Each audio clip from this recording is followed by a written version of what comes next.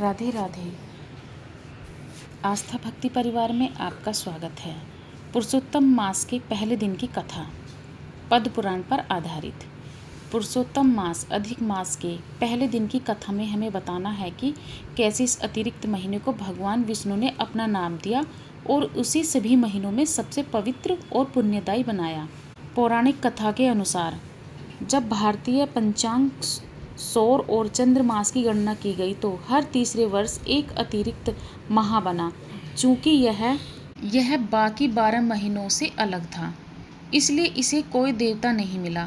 बिना स्वामी का होने के कारण सभी शुभ कार्यों के लिए इसे अशुद्ध मलमास मान लिया गया।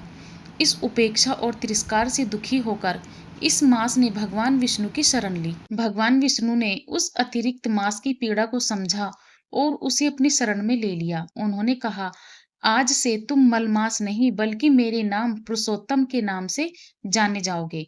भगवान ने उसे आशीर्वाद दिया कि यह मास सभी महीनों में सबसे उत्तम और प्रिय होगा। इस महीने में किया गया जप, व्रत और दान अन्य महीनों की तुलना में कई हजार गुना अधिक फल प्रदान करता है।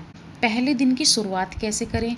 शास्त्रों के अनुसार पहले दिन से ही निम्नलिखित नियमों और भक्ति का पालन करना चाहिए। स्नान और दान।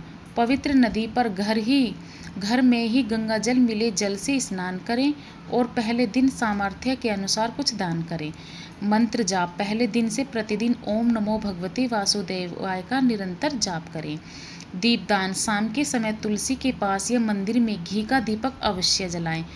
इस मास के महात्म्य की कथा सुने और भगवत गीता या श्रीमद् भागवतम का अध्ययन करें। पुरुषोत्तम मास महात्म्य कथा अध्याय 1। कल्प वृक्ष के समान भक्तजनों के मनोरथ को पूर्ण करने वाले वृंदावन की शोभा के अधिपति अलौकिक कार्यों द्वारा समस्त लोक को चकित करने वाले वृंदावन बिहारी पुरुषोत्तम भगवान को नमस्कार करते हैं।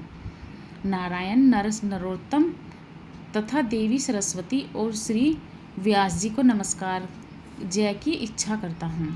यज्ञ करने की इच्छा से परम पवित्र नैमिषारण्य में आगे कहे गए बहुत से मुनि आए, जैसे असित, देवल, पेल, सुमंतु, पिपलायन, सुमति, कश्यप, जाबली, भृगु, अंगिरा, वामदेव, सुतीक्षण, सरभंग, पर्वत, आपस्तंभ, मंडव्य, अगस्त्य, कात्यायन, रतितर, ऋषभु, कपिल, रेभ्य, गौतम, मृदुल, कौशिक, गालव, क्रतु, अत्रि, भ्रमु, त्रित, शक्ति, बुद्धु, बोधायन, वसु, कौंडिन्य, पृथु, हारित, धूम्र, शंकु, संस्कृति, शनि, विभांडक, पंक, गर्ग, कानाद, जमदग्नि, भारद्वाज, धूपम, मौन, भार्गव, कर्कश, शौनक तथा महातपस्वी सतानंद, विशाल, वृद्ध, विष्णु, जर्जर, जय, जगम, पार, पासधर, पू, महाकाय, जैमिनी, महाग्रीव, महाबाहु,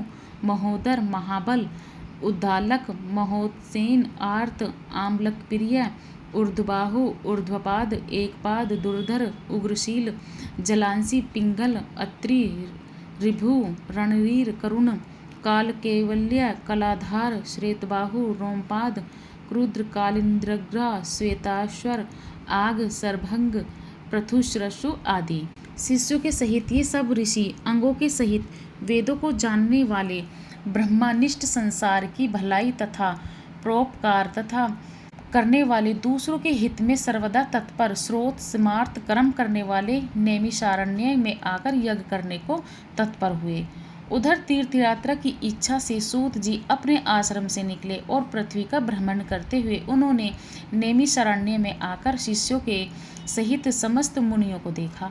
संसार समुद्र से पार करने वाले उन ऋषियों को नमस्कार करने के लिए पहले से जहाँ वे इकट्ठे थे वहीं प्रसन्नचित्त सूत जी भी जा पहुँचे।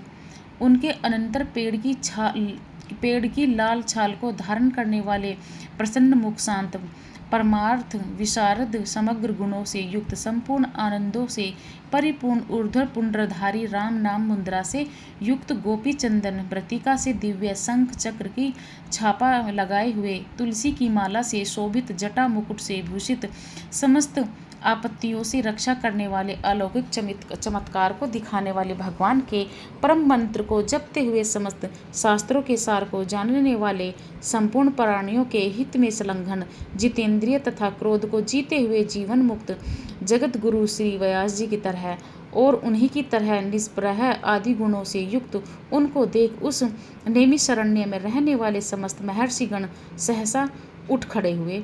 विविध प्रकार की विचित्र कथाओं को सुनने की इच्छा प्रकट करने लगे। तब नम्र स्वभाव सूत जी प्रसन्न होकर सब ऋषियों को हाथ जोड़कर बारंबार दंडवत प्रणाम करने लगे।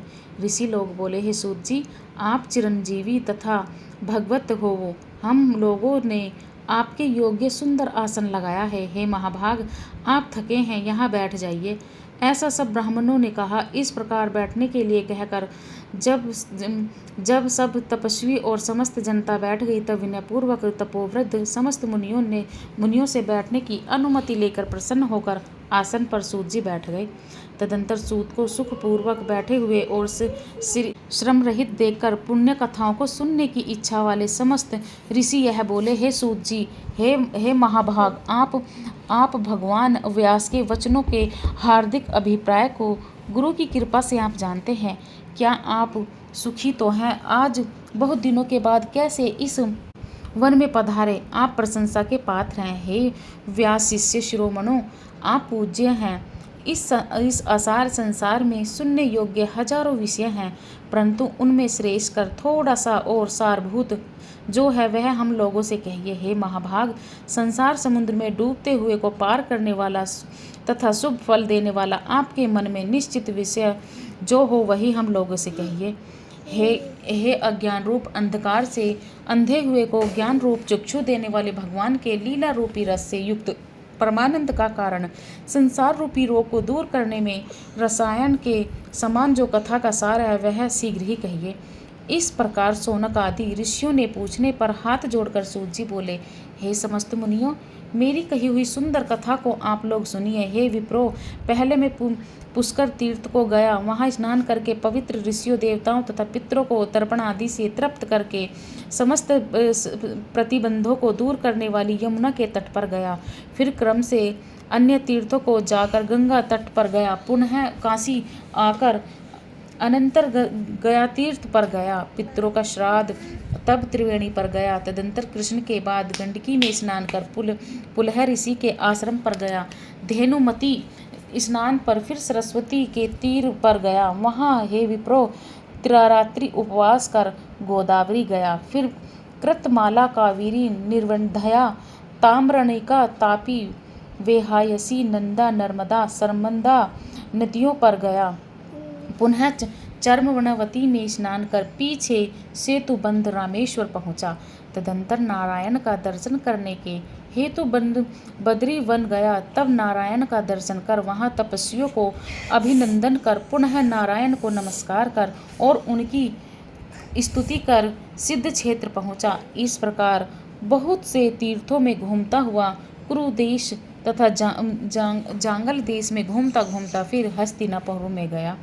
हे द्विजो, वहाँ यह सुना कि राजा परीक्षित राज्य को त्याग बहुत ऋषियों के साथ परम पुण्यप्रद गंगा तीर हो गए हैं और उस गंगा तट पर बहुत से सिद्धि भूषण जिनका योगी लोग और महर्षि वहाँ पर आए हैं, उनमें कोई निराहार, कोई वायु भक्षण कर, कोई जल पीकर, कोई पत्ते खाकर, कोई श्वास ही को आहार कर, कोई फलाहार कर और कोई फैन का आहार करते रहते हैं। हे द्विजो, उस समाज में कुछ पूछने की इच्छा से हम भी गए। वहाँ ब्रह्म स्वरूप भगवान महामुनि व्यास के पुत्र, बड़े तेज वाले, बड़े प्रतापी श्री कृष्ण के चरण कमलों को मन से धारण किए हुए श्री सुखदेव जी आए। उन योगीराज संघ की तरह कंठ वाले, बड़े लंबे चिकने बालों से घिरे हुए मुख वाले, बड़ी पुष्ट कंधों की संधि वाले, चमकती हुई कांति वाले, अवधूत रूप वाले ब्रह्मरूप, थूकते हुए लड़कों से घिरे हुए मक्षिकाओं से जैसे मस्त हस्ती घिरा रहता है,